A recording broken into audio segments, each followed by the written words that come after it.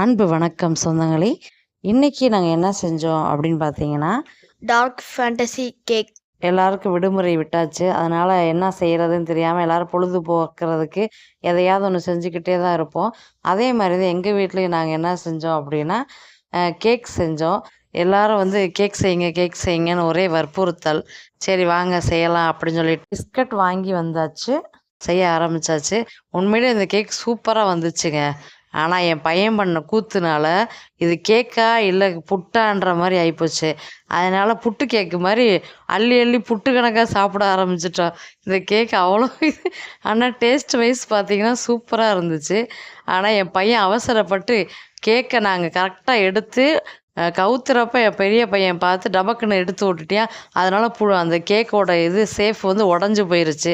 உடஞ்சி போய் புட்டு கணக்காக ஆயிடுச்சு. இல்லைன்னா கேக்கோட சேஃப் வந்து சூப்பராக இருந்திருக்கும்.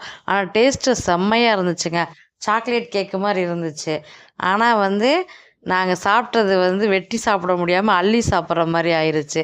இந்த மாதிரி உங்கள் வீட்லேயும் இந்த மாதிரி விஷயங்கள்லாம் நடந்திருக்கா அப்படின்றத எங்களோட ஷேர் பண்ணுங்கள். அப்படியே எங்களோட சேனல் பிடித்திருந்தால் லைக் பண்ணுங்கள், ஷேர் பண்ணுங்கள், கமெண்ட் பண்ணுங்கள், சப்ஸ்கிரைப் பண்ண மறந்துடாதீங்க.